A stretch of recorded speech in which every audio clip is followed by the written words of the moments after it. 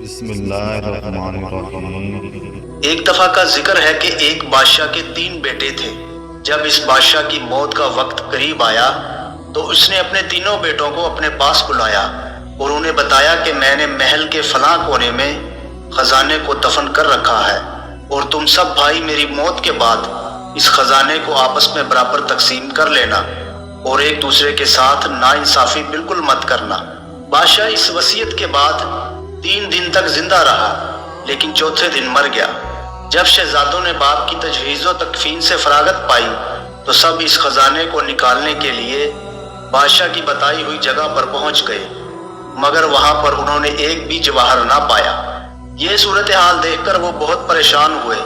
پھر جب ان میں سے کسی کو بھی خزانہ نہ ملا تو تینوں بھائیوں نے ایک دوسرے پر الزام لگانا شروع کر دیے کہ اس خزانے کو اس نے چرایا ہے، کیونکہ یہ راز بادشاہ نے صرف ان 3 بھائیوں کو ہی بتایا تھا۔ یہ جھگڑا آہستہ آہستہ اتنا بڑا کہ بات عدالت اور قاضی تک پہنچ گئی۔ یہ ایک عجیب و غریب مقدمہ تھا جس میں 3 شہزادے اپنے باپ کے دفن کیے گئے خزانے کے حوالے سے مدعی بنے ہوئے تھے اور تینوں ہی ایک دوسرے کو ملزم بھی ٹھہرا رہے تھے۔ قاضی صاحب نے اس پیچیدہ مقدمے کا فیصلہ کرنے سے پہلے ایک حکایت ان شہزادوں کو سنائی۔ قاضی نے کہا کہ میں تمہارے سامنے ایک کہانی بیان کرتا ہوں جس پر تم سب اپنی اپنی رائے دینا کہ اس کہانی کے کرداروں میں سے کس نے جوان مردی، دلیری اور فیاضی کا برتاؤ اپنایا۔ قاضی نے ان کو حکایت سنانا شروع کی کہ کسی زمانے میں ایک نوجوان مرد ایک نوعمر اور کنواری لڑکی پر عاشق تھا۔ ان عاشق اور معشوق میں بے حد محبت ہوا کرتی تھی۔ رسم دنیا کے مطابق جب اس لڑکی کی شادی کسی دوسرے شخص سے طے ہو گئی اور شادی کی تاریخ مقرر ہو گئی تو اس کے عاشق نے ایک روز اسے تنہائی میں بلا کر کہا کہ ان قریب تم اور میں جدا ہو جائیں گے اور یہ بات میرے لیے بڑی تکلیف دہ ہوگی، کیونکہ تمہاری شادی ہونے والی ہے اور تم اپنے شوہر کے پہلو میں ہوگی، مگر میں تنہائی میں بستر پر پڑا رہوں گا۔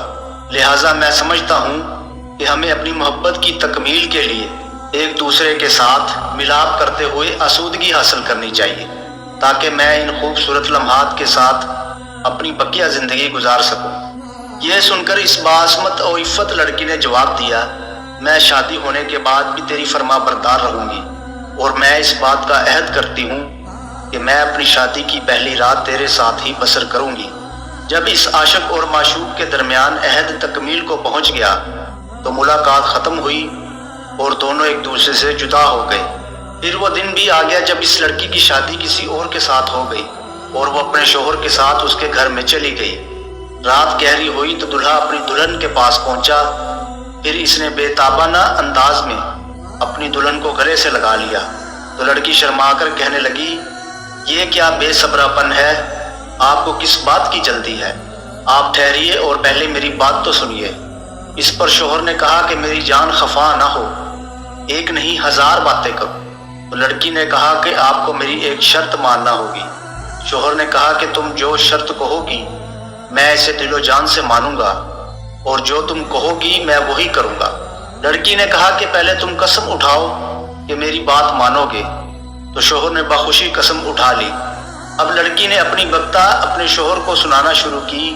لڑکی نے کہا کہ بچپن سے ایک شخص میرا عاشق ہے، شادی سے کچھ دن پہلے میرا اس سے عہد و اقرار ہو گیا کہ میں شادی کی پہلی رات اس کے ساتھ گزاروں گی۔ میں آپ سے اجازت لینا چاہتی ہوں کہ آپ مجھے میرے وعدے کی تکمیل کی اجازت دیں تاکہ میرا عاشق مجھے جھوٹا نہ سمجھے۔ شوہر نے اپنی بیوی کی بات بڑے غور سے سنی اور لڑکی کو وعدے کی تکمیل کی اجازت دے دی کہ جاؤ اپنا وعدہ وفا کر لو۔ یہ سچی لڑکی اپنے شوہر سے اجازت لے کر اپنے عاشق سے ملنے جا رہی تھی کہ راستے میں ایک سنسان گلی میں اسے ایک چور ملا۔ چور نے اندھیری رات میں ایک نوجوان عورت کو جو زیورات سے لدی ہوئی تھی یوں اکیلے جاتے ہوئے دیکھا تو اس کا دل خوشی کے مارے اچھلنے لگا کہ یوں اچانک بیٹھے بٹھائے اسے آسانی کے ساتھ ایک شکار مل گیا ہے جس پر وہ اپنا ہاتھ صاف کر سکتا ہے۔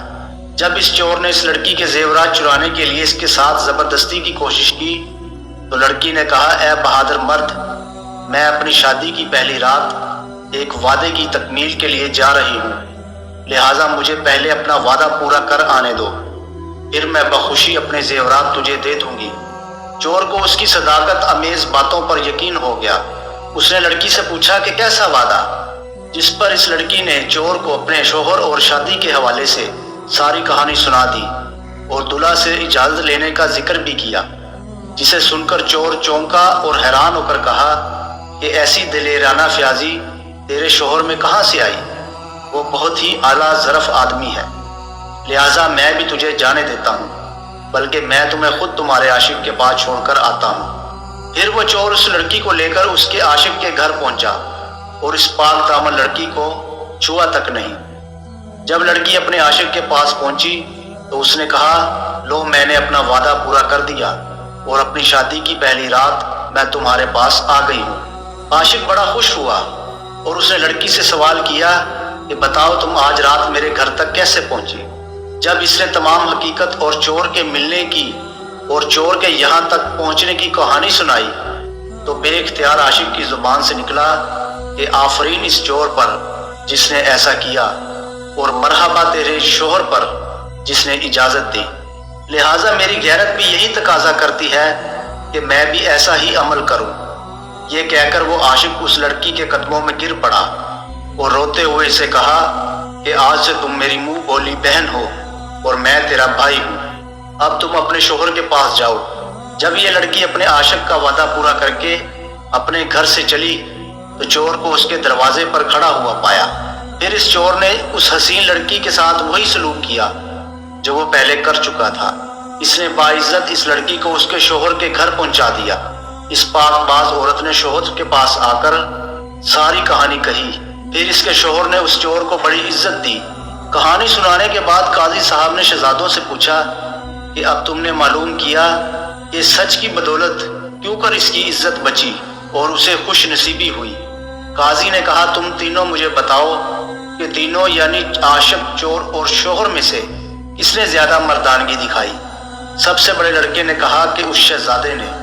قاضی نے پوچھا، وہ کیسے؟ بڑے لڑکے نے کہا کہ چونکہ اس نے بہت سا روپیہ خرچ کر کے اس لڑکی کو حاصل کیا تھا اور پھر اس غیر کی خواہش کو مقدم سمجھتے ہوئے اسے جانے کی اجازت دی، یہ کمال درجے کی جوان مردی ہے۔ دوسرے لڑکے نے کہا، نہیں، بلکہ عاشق کا نمبر پہلا ہے۔ اس کی وجہ یہ ہے کہ اس کی معشوقہ اس کے پہلو میں تھی، اس نے صبر ضبط کیا اور اسے ہاتھ تک نہ لگایا، بھلا اس سے بڑھ کر دلیری اور جوان مردی کیا ہو سکتی ہے؟